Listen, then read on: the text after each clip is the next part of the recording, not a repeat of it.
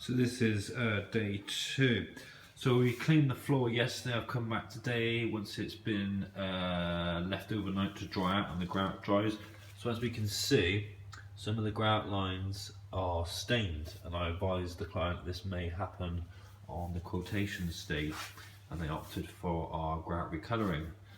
And trust me, that is staining in the grout. You can scrub that and it will not remove. It's stained into the cement based grout. So as you can see along here, it looks clean, but the grout lines do look not quite brought back like new. So the vertical grout lines I've prepped ready with the grout recolorant, and as you can see they're looking quite nice. And the vertical ones I haven't done yet over here.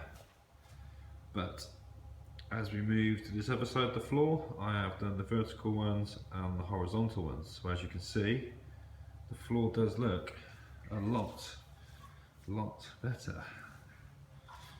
So horizontal one's not done here, vertical one's done. As we get over to the fridge, the vertical ones are all done, and we can see the difference that this does to the floor.